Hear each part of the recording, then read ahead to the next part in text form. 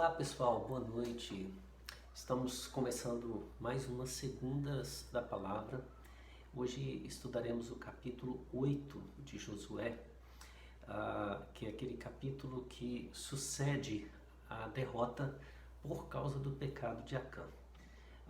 Quero te convidar a fechar os olhos, vamos orar ao Senhor.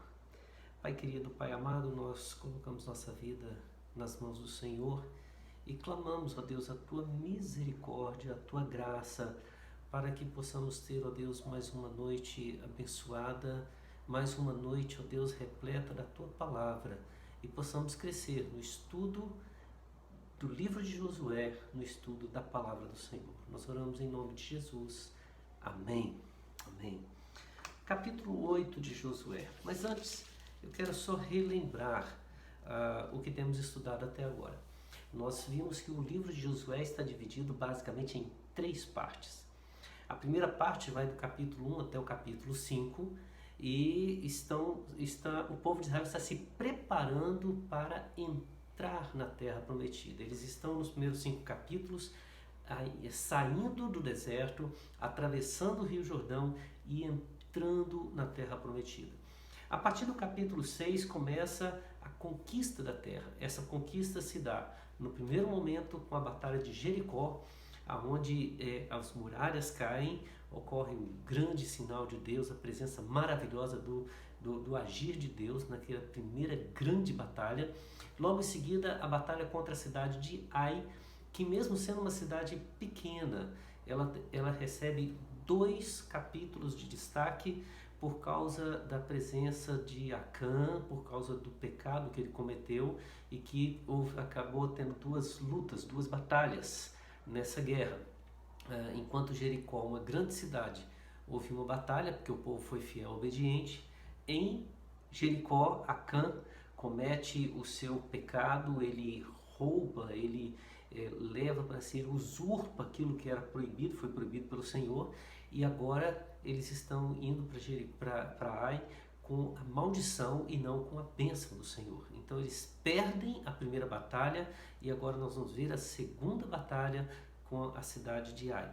Depois nós vamos ter uma estratégia usada pelos gibeonitas, povo da terra, para conseguirem o favor do povo de Israel, e vai terminar essa segunda parte explicando quais foram as nações que não foram expulsas da terra. No final, nós teremos a terceira parte, que começa no capítulo 13 e vai até o 24, onde a terra é dividida, as cidades de refúgio são devidamente instaladas, a porção dos levitas é distribuída, é feito o altar do testemunho, que junta as nações que ficaram além e a que ficaram daquém do Jordão, e a despedida de Josué. Bom, chegamos hoje no capítulo, então, 8, e eu quero começar lendo o que diz o versículo 1. O Senhor disse a Josué: não tenha medo, nem fique assustado.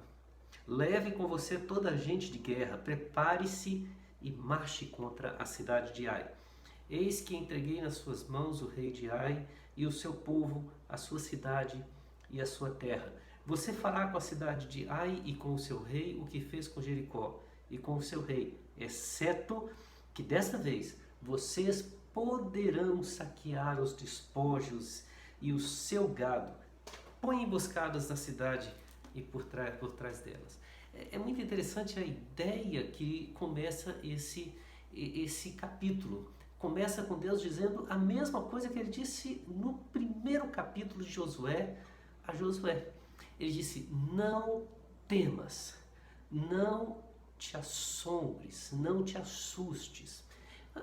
Por que Deus agora tem que falar com Josué uma palavra diante de tudo que ele já havia visto Deus fazer em Jericó, todas as visões da manifestação de Deus no deserto? Por que agora ele tem que dizer: não temas, não te assustes, não fique com medo, não fique assustado, não se apavore?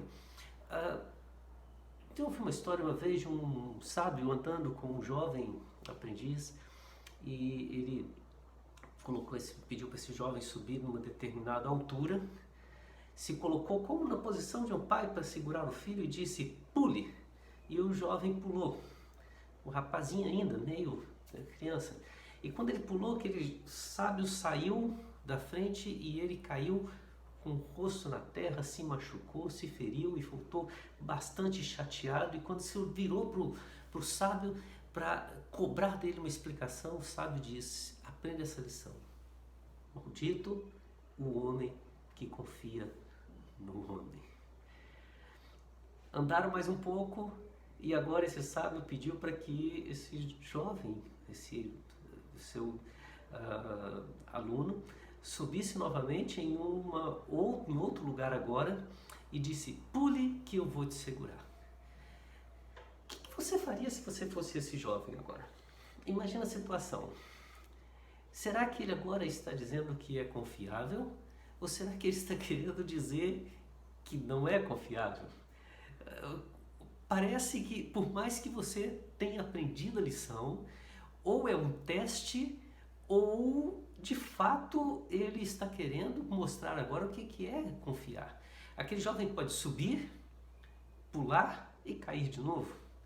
Ele pode subir, pular e encontrar o apoio do seu mestre, do sábio. Mas ele provavelmente vai encher o seu coração de medo que não teve na primeira tentativa. Provavelmente é esse o sentimento que está acontecendo com o povo de Israel. Eles venceram em Jericó e perderam em Ai. A cidade de Ai, nós vemos aqui no versículo 25 do capítulo 8, que era uma cidade que tinha aproximadamente 12.000 guerreiros. Aparentemente guerreiros que não estavam tão bem preparados para a batalha, porque os espias que viram a cidade disseram que bastava 5.000, mas nós vimos no capítulo 7 que eles foram com 3.000 soldados. 3.000 soldados daqueles que foram preparados no deserto. Ou seja, eles acreditavam que a proporção de um israelita para cada 4 soldados de Ai era suficiente para aquele exército vencer a batalha. E eles foram derrotados por esse exército. Fugiram. Teve morte do povo de Israel nesse deserto. Como enfrentar agora aqueles que os fizeram correr? Eles sabem que a derrota foi por causa do pecado de Acã. Eles sabem disso. Mas todo o trauma anterior está vivo, está presente. E é interessante olhar essa ideia do medo no livro de Josué, porque a primeira vez que Deus fala está no capítulo 1, versículo 9. Ele olha para Josué, Deus olha para Josué e diz assim: não foi isso que eu ordenei, seja forte e corajoso, não tenha medo, nem fique assustado, porque o Senhor, seu Deus, estará com você por onde quer que você andar. Não tenha medo. Logo em seguida, nós vamos encontrar o relato do medo novamente, mas agora na cidade de Jericó, quando os espias retornam para dar o relatório do que viram em Jericó. No capítulo 2, o versículo 24, eles dizem assim a Josué: certamente, com certeza, é certíssimo que o Senhor entregou toda essa terra em nossas mãos, e todos os seus moradores estão se derretendo de medo por causa de nós. Quando eles chegam perante Israel, o texto vai dizer lá no capítulo 5, o versículo 1, quando os reis dos amorreus, que habitavam desse lado do Jordão a oeste, e todos os reis dos cananeus, que estavam junto ao mar, ouviram que o Senhor tinha secado as águas do Jordão diante dos filhos de Israel, até que tivéssemos passado, o coração deles se derreteu de medo e ficaram desanimados por causa dos filhos de Israel. O coração deles ficou totalmente, a palavra é derretido de medo. A ideia é, o coração deles se desintegrou, perdeu sua forma, eles já não tinham ânimo, não tinham nada. Observe que Deus está nesse primeiro momento consolando, motivando Josué para não ter medo de um povo que está extremamente amedrontado com eles, por causa de todas as coisas que viram Deus fazer. A cena aqui no capítulo 8 agora é diferente. Agora no capítulo 8, os povos das nações parecem perder o medo. Josué chega a falar isso no capítulo 7. Ele rasga sua roupa, prostra-se em terra, nós vimos isso na semana passada, e ele diz: Senhor, que direi? Versículo 8. Pois Israel virou as costas diante dos seus inimigos. Quando os cananeus e todos os moradores da terra ouvirem isso, nos cercarão e apagarão o nosso nome da face da terra. E então, o que farás ao teu grande nome? Observe agora, meu irmão, minha irmã, que a cena é outra. A derrota para a cidade de Ai encorajou os cananeus, encorajou todos os inimigos. E ao mesmo tempo trouxe o pavor, o medo, trouxe para Josué, para os seus líderes e para todo Israel, um sentimento profundo de diminuição, de incapacidade, de incompetência, de fraqueza. De fraqueza. Mais à frente, na história de Samuel, quando a arca do Senhor é tomada e levada pelos filisteus, a filha, a nora do sacerdote, do sumo sacerdote, ali tem um filho, e quando ela ouve falar que seu marido havia sido morto e a arca do Senhor sido levada, ela colocou o nome do seu filho antes de morrer, Icabod, ou seja, foi-se a glória do Senhor. Esse é o sentimento de Josué. A glória do Senhor se foi. A presença do Senhor se foi. Nós vamos a uma batalha, mas agora não somos mais aquele povo imbatível. A santidade deu lugar ao pecado e o pecado gerou a derrota. E a derrota trouxe de volta o medo. Deus agora olha para Josué e diz: não tenha medo, não te assustes. Leva essa gente com você, vai em frente. Irmãos, há uma grande diferença entre batalhar com medo e batalhar com confiança. Josué estava batalhando com confiança. Ele era um líder novo que confiava em Deus. E o primeiro medo que ele sentia era o medo de não conseguir ser igual a Moisés. Agora Josué já tem uma experiência de batalha. E o medo que ele sente agora é de que a presença de Deus não esteja mais com ele. E Deus lhe restaura, Deus não lhe tira o medo, Deus lhe restaura a confiança. Agora, vamos entender algumas coisas nesse texto. Confiar em Deus não significa exatamente algumas coisas. Vamos ver. Em primeiro lugar, confiar em Deus não significa ser arrogante. Não significa ser arrogante. No capítulo 7, é um capítulo interessante que o povo estabelece a sua forma de guerrear. Em momento algum no capítulo 7, nós vamos ver o povo de Israel consultando o Senhor para saber como Deus ou o que Deus quer que seja feito na cidade. Não querem saber, não perguntam a Deus como deve ser a batalha e não perguntam o que Ele espera desse povo. Eles entenderam que a estratégia já estava estabelecida.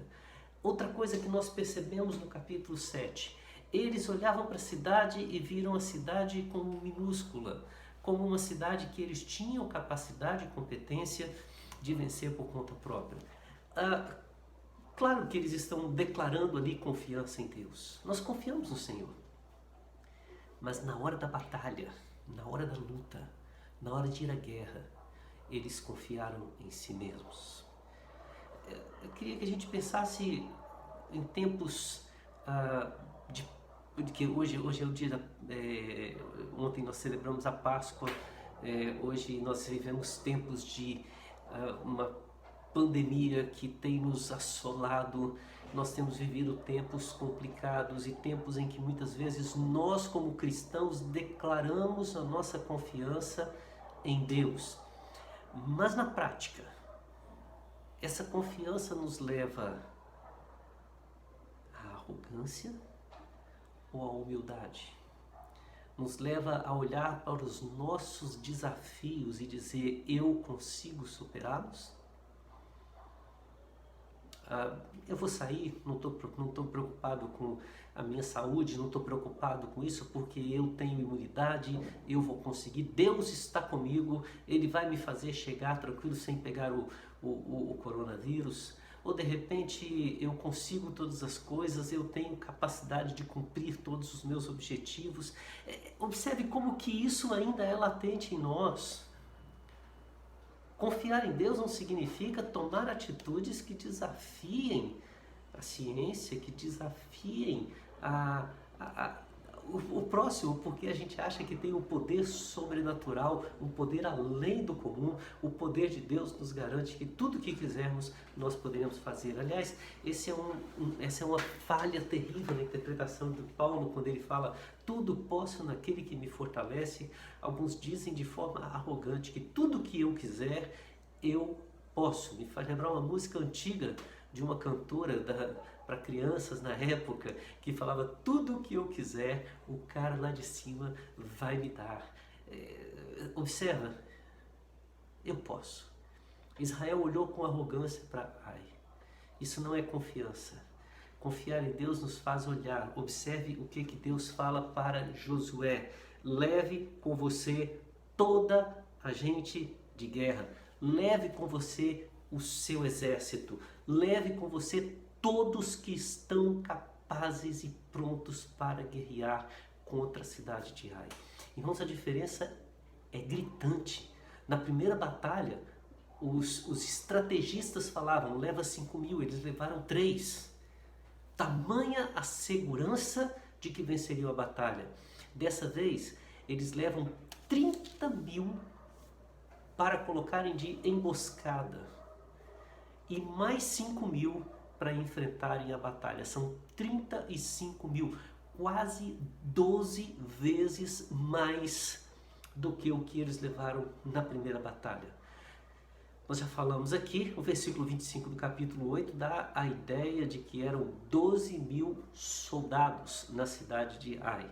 Agora eles são quase 3 vezes o número.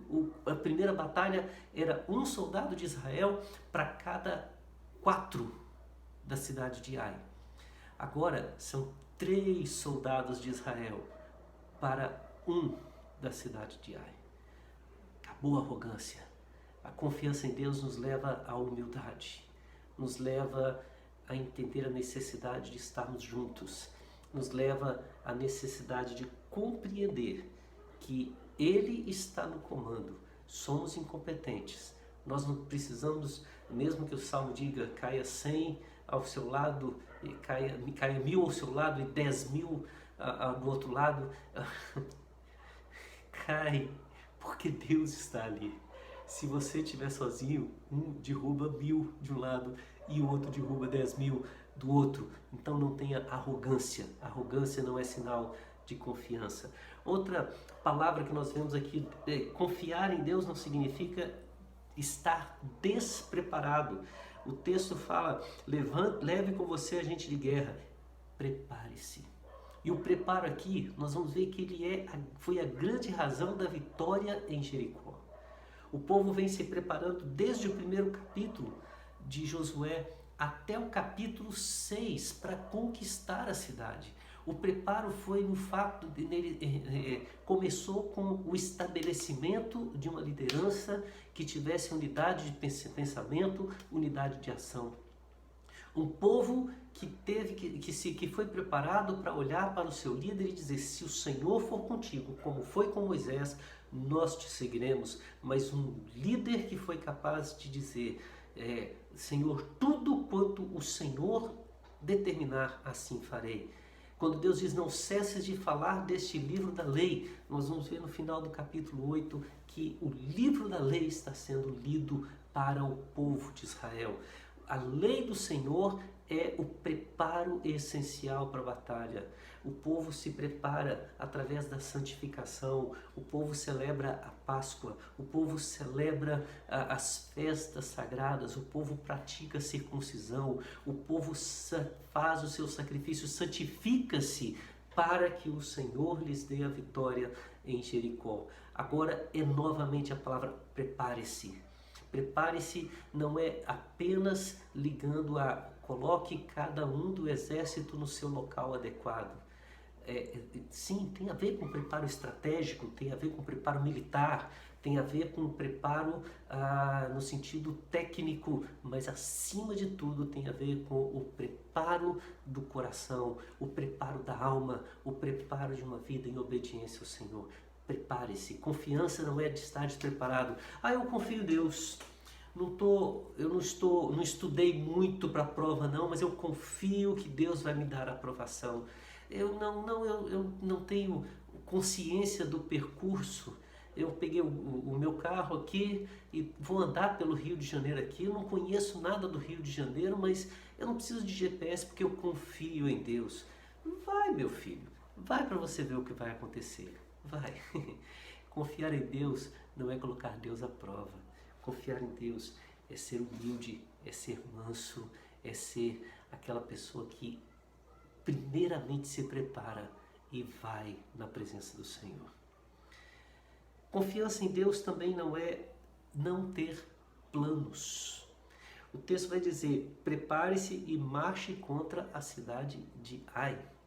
Aliás, nós vamos perceber que o planejamento ele é totalmente dado por Deus, tanto na batalha de Jericó quanto na batalha contra a cidade de Ai. Josué tem ao seu dispor muito mais do que generais de guerra e espias competentes. Ele tem a voz do Senhor falando ao seu coração. E é Deus quem dá os planos para Josué. Como fazer, quando fazer, com quem fazer, as formas do projeto. Mas nesse instante agora eu quero enfatizar a palavra marche contra a cidade de Ai. Lá vocês terão agora o mesmo fato, vocês farão a cidade de Ai o mesmo que foi feito à cidade de Jericó. Vocês farão ao rei de Ai o mesmo que foi feito ao rei de Jericó. A única diferença, diz o Senhor, é que em Jericó os despojos estavam proibidos. Em Ai eles estão permitidos. Vocês poderão usufruir de tudo aquilo que a cidade de Ai tem para lhes oferecer. Observe que eles estão bem planejados. Confiar em Deus é seguir os planos. Em Tiago, ele faz uma recomendação para a igreja quando fala quanto a atender a vocês que planejam ir amanhã na cidade e dizem amanhã compraremos isso, venderemos isso, faremos isso, aquilo e tal. Tem tudo montado. Tiago fala assim, o que é a vossa vida? Como é que vocês podem saber o que vai acontecer amanhã? Aí alguns olham para o texto e dizem assim, Tiago está proibindo a gente fazer planos. Confiar no Senhor é ir pela fé, ir às cegas, ir sem saber o destino. Tudo bem, Deus pode fazer isso às vezes, porque se esse é o plano de Deus, é um plano. Ele olha para Abraão e diz, sai da tua terra, sai da tua parentela, da casa dos teus pais e vai andando. Eu te mostrarei lá na frente a terra que eu tenho preparado para você. O plano é de Deus. Abraão executa o plano de Deus, ainda que seja às cegas. O que Tiago está dizendo naquele texto não é que o plano não deva ser feito, porque ele fala assim, deverias dizer antes assim, se é a vontade do Senhor, se assim Ele quer, se assim Ele deseja, faremos isso, faremos aquilo, faremos o que mais lhe for necessário. Observe, planejar é confiar em Deus, quando os planos são colocados nas mãos do Senhor. Você faz seus planos, Deus os aprova, você os executa, porque Ele aprovou. Se Ele não aprova, Ele muda os seus planos. Confiar é ter planos. Confiar também não é não ter estratégias. É muito interessante esse texto que parece que Deus é um estrategista de guerra. Qual é a estratégia que nós vemos no texto a partir do versículo 3? A cidade de Ai havia derrotado o povo de Israel, o exército de Israel. Eles fugiram, 3.000 homens fugiram. Deus agora fala, vai 5.000. aumenta o exército. Observe, um exército maior vai fazer a cidade de Ai acreditar que eles se prepararam melhor e vieram para uma batalha apenas aumentando o seu exército. Mas o que ele fez? 30 mil homens durante a madrugada rodearam a cidade e foram para trás de Jericó, fora dos portões, escondidos. Quando os israelitas chegaram para a batalha, o povo de Ai começou a defender a cidade. E quando esses 5 mil viram o exército de Ai vindo em direção a eles, eles correram como se estivessem fugindo. Os homens de Ai acreditaram naquele momento que ia ser fácil. E se ganhar a primeira vez, e eles estavam fugindo de novo, agora eles ganhariam com mais facilidade. E chamaram todo o exército, 12 mil homens, e todos saíram da cidade, saíram tão apressados para poder derrotar esses 5 mil homens que deixaram as portas da cidade abertas.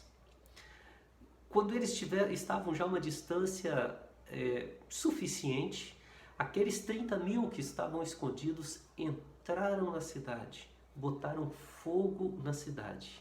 Quando a fumaça subiu, os homens de Josué que estavam à frente, eles agora, aqui estava a cidade pegando fogo, eles estavam aqui e no meio o exército de Ai. Esses pararam e se voltaram contra o exército, que olhou para trás e viu a fumaça e resolveu voltar, mas quando voltou viu o outro exército aqui. 5 mil homens aqui, 30 mil homens aqui, e eles no meio foram duramente eliminados. É Deus, foi Deus quem deu essa estratégia. Às vezes nós estamos querendo fazer os melhores planos, os mais poderosos planos, e esquecemos que os planos têm que ser do Senhor.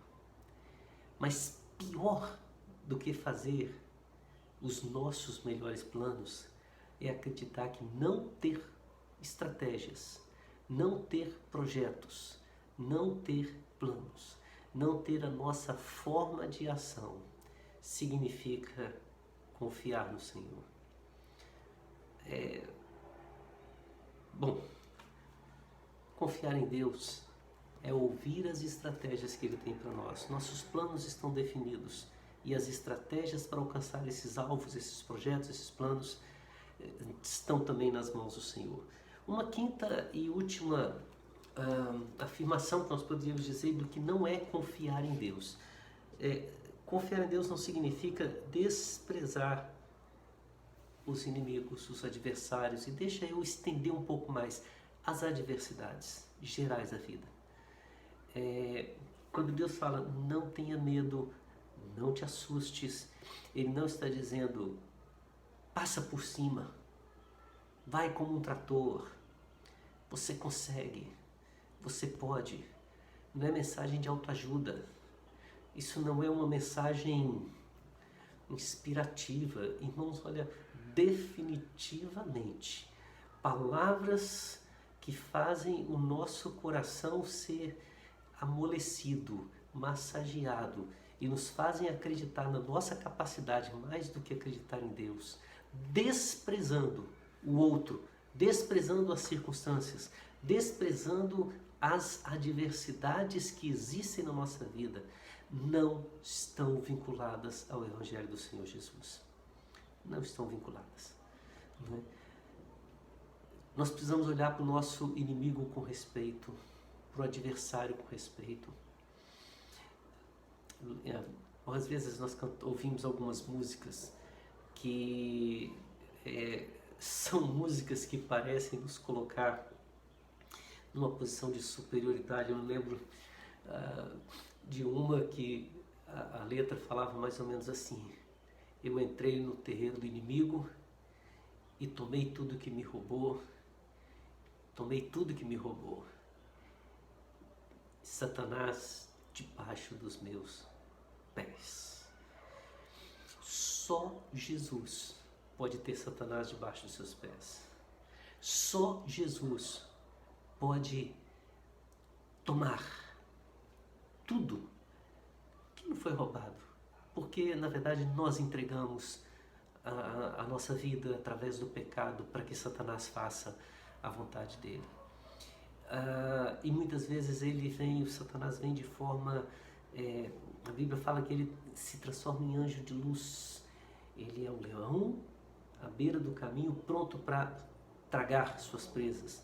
Ele é a serpente que está pronta para atingir o calcanhar, mas ele é um anjo de luz. E é interessante pensar que o Senhor Jesus, quando estava frente a frente com o diabo na tentação do deserto, ele não humilhou o seu adversário, mesmo o diabo tentando lhe oferecer os reinos, tentando lhe oferecer todas as formas de se afastar do Senhor. A palavra mais direta e autoritária que Jesus usou contra Satanás foi: arreda, Satanás. Foi: só ao Senhor eu devo adorar. Só ao Senhor. Um outro texto muito interessante acontece na Epístola de Judas, quando Judas relata que o arcanjo Miguel disputava com Satanás a respeito do corpo de Moisés. É um texto muito complicado, esquisito às vezes para a gente. Ele é baseado em tradições que tinham da época. Conta a história que houve uma disputa, porque Deus iria sepultar o corpo de Moisés e o diabo queria esse corpo como se fosse um objeto de idolatria, e Miguel entra como arcanjo do Senhor e batalha para ganhar essa batalha contra o diabo. Mas o texto destaca que nem Miguel nesse momento ousou levantar a voz contra Satanás. Ele disse: o Senhor te repreenda. Desprezar os nossos inimigos não significa confiar no Senhor. Significa apenas uma demonstração da nossa incapacidade de compreender e de conhecer quem é Deus em nossa vida. Eram 5.000, é suficiente. Manda 3, eles são fracos, perderam a batalha. Então agora vamos mandar um número digno, vamos mandar um número correto, vamos mandar um número de pessoas no exército que verdadeiramente mostre o nosso respeito por esta cidade, ainda que seja pequena aos nossos olhos. Confiar em Deus é não ter medo. Ou talvez, para não ter medo, precisamos aprender a confiar em Deus. Confiar em Deus nos leva à humildade, não à arrogância. Nos leva ao preparo, não ao despreparo. Nos leva a ter alvos, objetivos, planos, e não a andar errante sem saber o que fazer. Nos faz elaborar estratégias, os caminhos para alcançarmos os planos. Não nos permite andar, seja lá, deixa a vida me levar, vida leva eu. Não, isso não é confiar. E acima de tudo nos faz ter respeito por aqueles contra quem lutamos, contra os nossos adversários. Isso serve muito para os nossos dias. Muitas vezes nós vivenciamos um evangelho pregado com tanta arrogância, com tanto despreparo, pregado com tantos planos pessoais, com tanto desprezo por aqueles que não seguem a nossa fé, que ao invés de mostrarmos ao mundo o Deus a quem servimos, o Cristo que morreu na cruz, nosso Cordeiro, nós acabamos mostrando um monstro que não tem a ver com Jesus. E quando o mundo hoje se recusa a ouvir a voz dos cristãos, eles não estão recusando ouvir a voz de Cristo, estão recusando-se a ouvir esse tipo de confiança, esse tipo de fé proclamado, declarado, mas que não tem nada a ver com a fé no Senhor.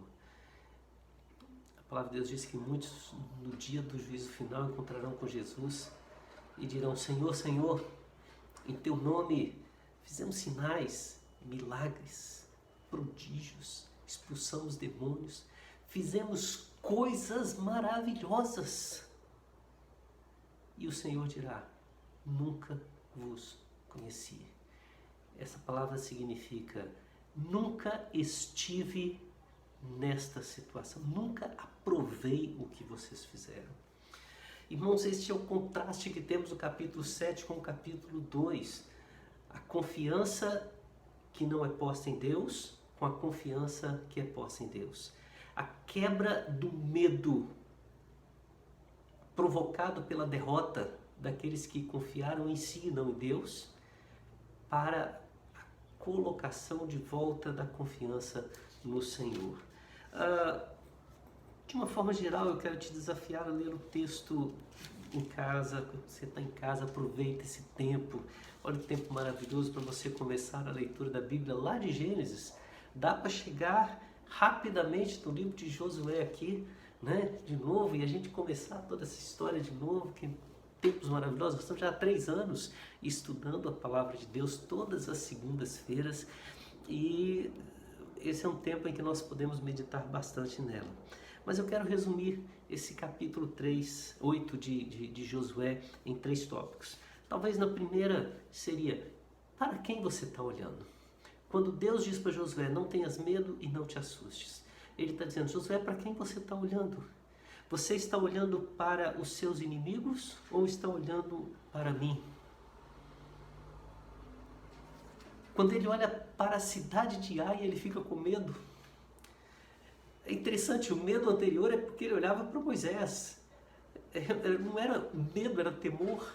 Não te atemorizes. Ele tinha medo de não ser igual àquele grande homem de Deus.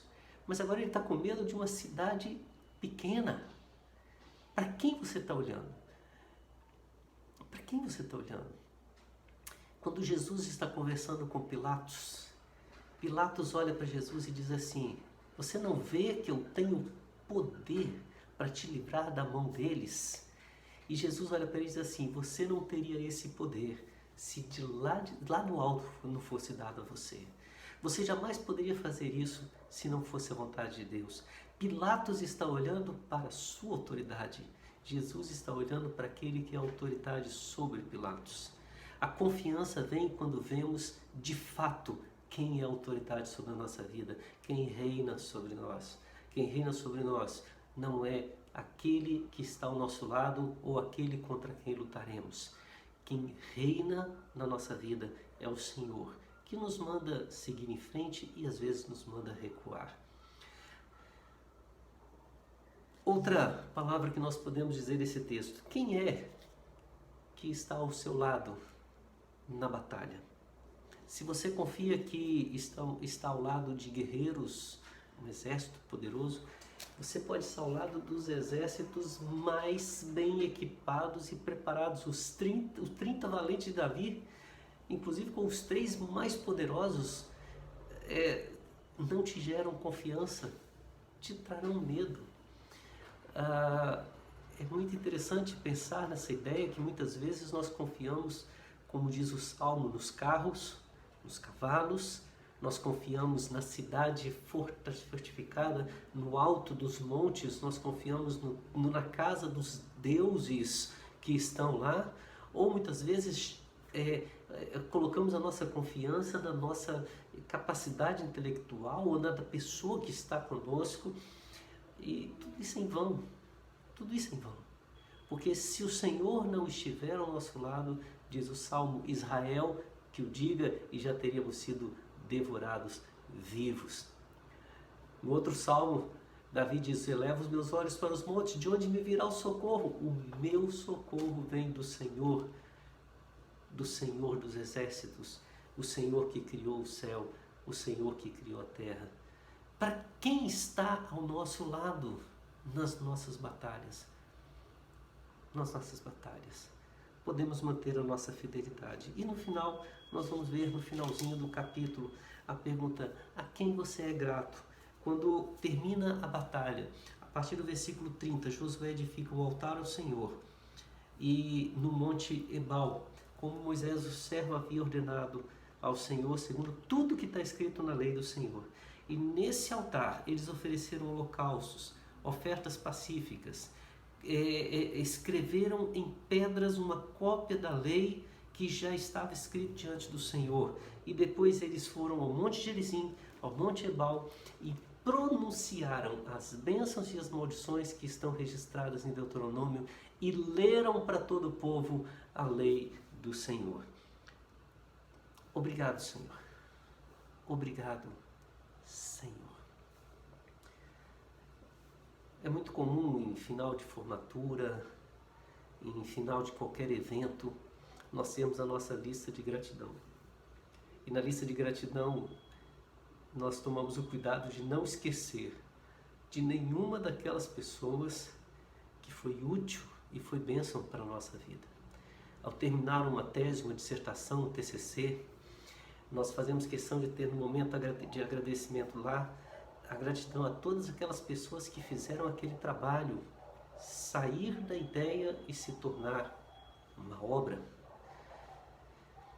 Todas as vezes que nós passamos por alguma etapa da nossa vida, nós fazemos questão de nos lembrar de quem nos ajudou, quem nos fez ir em frente. Josué, ele é grato aos 35 mil guerreiros que lutaram com ele. Ele é grato aos príncipes, aos sacerdotes. Ele é grato por todos aqueles que mesmo após aquela batalha inicial ter sido perdida, mas agora eles confiaram nele mais uma vez e foram à frente e venceram a batalha. Josué é grato para eles. Mas quando se fala sobre gratidão, Josué diz que todos os outros são secundários. Somente Deus merece todo louvor, toda glória e toda adoração. Às vezes a gente gasta tanto tempo para lembrar daquelas pessoas que nos ajudaram. E do que sobra um pouquinho, a gente vai e diz, valeu também, viu Deus? Foi legal. Isso nos faz lembrar do sacrifício de Abel e de Caim. Colheita, não importa se era o animal ou se era o vegetal, o cereal. Todo sacrifício, toda oferta é aceitável e agradável a Deus quando vem de coração. Abel diz que das primícias do seu rebanho, ele tirou uma oferta e trouxe ao Senhor. Ele quer dizer para Deus, obrigado, Senhor, porque não nasceria uma ovelha, não nasceria nenhum bichinho do rebanho nasceria se não fosse pela graça do Senhor. Então, já que o Senhor me deu tudo, em gratidão, eu te ofereço o melhor que eu tenho. Caim olha, vê o que talvez seu irmão esteja fazendo, ou instruído por aquilo que sua mãe, seus pais haviam lhe ensinado a fazer. Ele vai lá, olha da sua produção farta, pega um pouquinho de alguma coisa, leva, cumpre o ritual, afinal de contas ele tem que demonstrar que também está grato a Deus, e ele leva, o texto diz que do fruto da terra ele pegou uma oferta ao Senhor, e ele oferece ao Senhor. Aos olhos humanos, os dois fizeram a mesma coisa, os dois ofereceram um culto ao Senhor, os dois ofereceram demonstração clara de gratidão. Talvez Caim estivesse até feliz, talvez Caim até tivesse oferecido mais do que Abel ofereceu. Mas Deus olha o coração, e lá no coração, Deus procura Caim e diz, eu não aceitei a sua oferta. E Caim se ira contra Abel. E ele quer agora tirar a vida e tira a vida de Abel. Porque Abel foi grato e Deus o abençoou. Ele foi ingrato e por isso recebeu a maldição. O texto termina com a bênção e a maldição sendo mais uma vez anunciada a Israel. A maldição no capítulo 7 daquele povo que abandonou o Senhor foi por conta própria. Tinha confiança e trouxe o medo. A maldição pesou sobre o exército pelo pecado de Acã. O capítulo 8 começa com a maldição. O medo foi retirado e restaurada a confiança.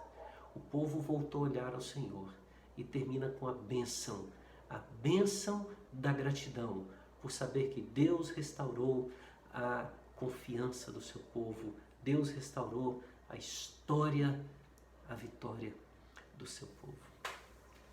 Que o Senhor nos ensine a confiar no Senhor, a confiar não no homem. Certamente aquele sábio, se aquele jovem subisse e pulasse, ele cairia mais uma vez e diria para ele assim: eu já te disse, maldito o homem que confia no homem. Mas em Deus nós podemos confiar. Vamos orar. Pai querido, Pai amado, obrigado, Senhor, por mais uma palavra de vida, de desafio, por mais uma palavra que nos traz a Tua presença. Obrigado, Senhor, por vermos na história de Josué que mesmo quando ele está atemorizado agora diante das consequências do pecado, da batalha perdida,